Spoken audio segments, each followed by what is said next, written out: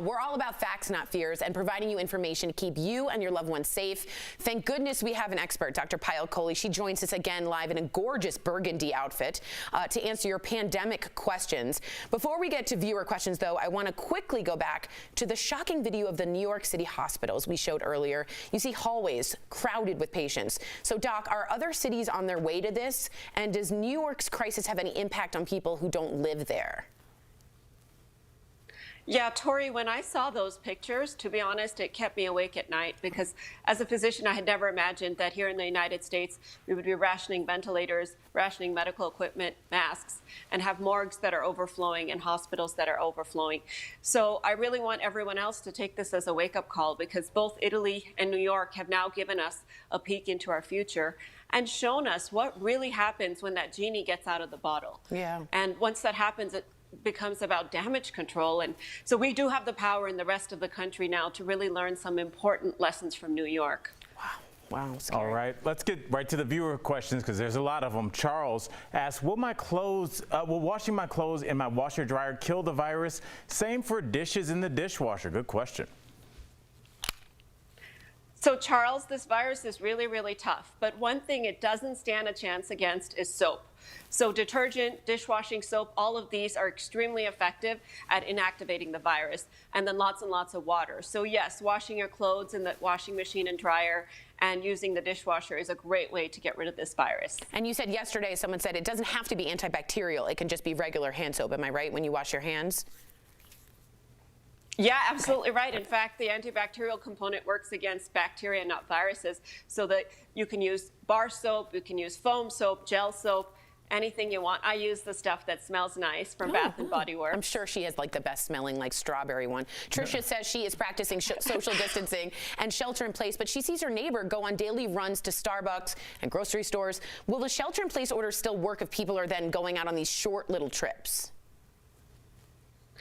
It really doesn't, and that's what we all need to get. And whenever we leave our house, every single time we leave our house, whether it's to go to the grocery store or Starbucks, not only are we exposing others to risk, but we're exposing ourselves to risk. So we all need to get on board with this only essential reasons to leave the house. And some of those grim projections that we saw yesterday with over 100,000 American lives lost and running out of resources by the middle of April. If this doesn't start working now, the next step will be the government telling us that we can't leave our house at all. Yeah. So you guys, we really need to get on board with this and try to really respect the rules. And if you see somebody else breaking the rules, I would call them out on it. Yeah. Because it's not just them that they're putting at risk, it's you, you know? Public shaming works. Yes, definitely. Our final viewer question comes from Ashley. This is a good one. She says she's recovering from symptoms similar to COVID-19, but was denied a test. Will she be able to find out if she had it once more testing becomes available? So Ashley, the test that they're currently doing is a nasal swab where they put a swab in your nose and then check for viral particles. That test only really becomes positive during your active infection. But there is another test, a blood test that's available that looks for antibodies against the virus or your immune response. So once you get better and that test becomes available, we expect it'll be available soon, they could check that and see if you had been infected with this virus in the past. In fact, that would be an important piece of information for us because one of the treatments that we're trying are using antibodies from people that have recovered and injecting them into people who are sick. Yeah, antibodies are like the thing we need most information about, as if I've been reading the doctors right. Before we go, we do want to leave you some good news. The doctors, silver lining. Silver linings, y'all. Okay, today you want to talk about how... Oh, the sound today was different. Yeah. Al. I'm going to do a different one every day. Oh, okay. People were used to yes, Lord. All right. We want to talk about how the pandemic is leading to innovation. Innovation. Tell us more, Doc. I want to hear this. Yeah, so I mean, the pandemic has really accelerated technological innovation beyond what we could have imagined.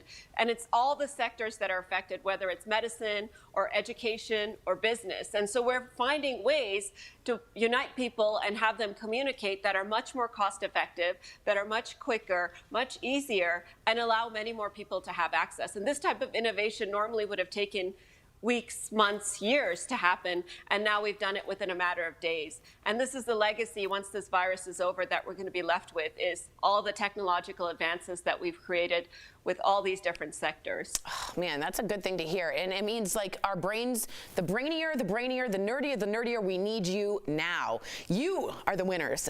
Thank you, Dr. Kohli. We really appreciate it. You return tomorrow. If you do have a question about coronavirus you want answered, write in to us on social media. You can also email info@dailyblastlive.com. And like we always say, we aren't panicking. No panic. Just prevention, precautions, make sure we're listening and staying in. Even little trips to Starbucks really aren't that essential. As she was saying, thank you again, Dr. Kohli. We will be right back. Get some Folgers.